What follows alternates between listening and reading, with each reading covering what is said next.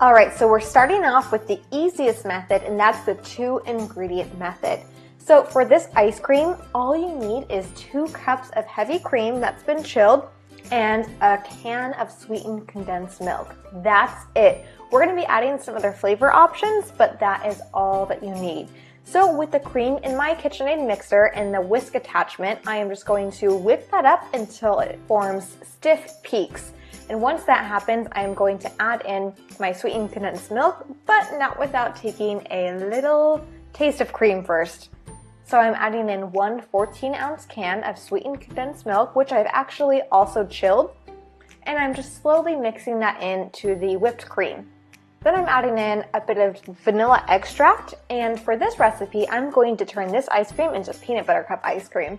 So I'm adding in half a cup of peanut butter, which I've just briefly melted in the microwave, just enough so that it is pourable. Now I'm adding in half a cup of chopped up Reese's candies.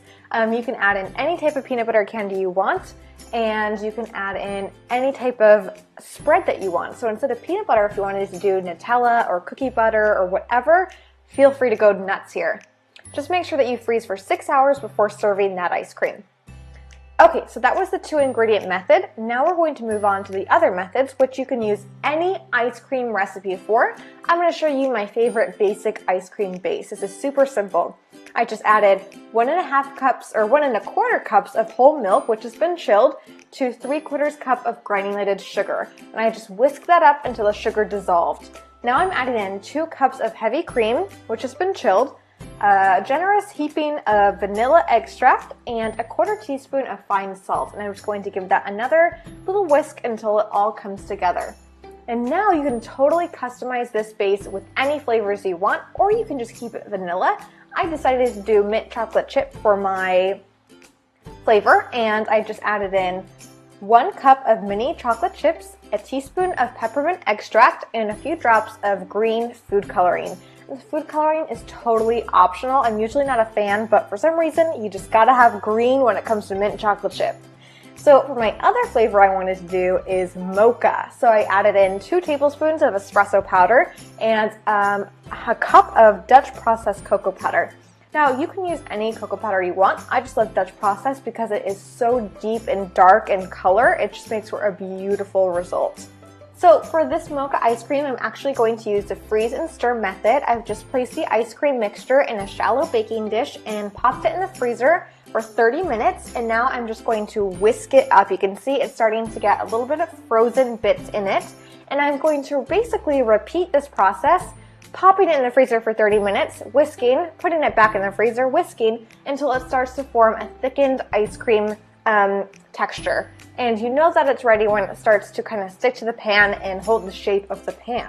So it takes about 2 to 3 hours for this process all together. And once you're done, you can pour the ice cream into a container, a sealable container, and you're good to go. And of course, you have to have a little taste before you do that, just to make sure it's good.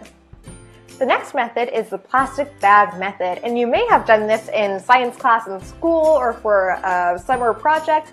But basically, you place your ice cream mixture in a quart-sized bag. You may need to use 2 quart-sized bags. I had a little bit left over, but I just used the one. And then place it in another quart-sized bag because we want to make sure it's perfectly sealed.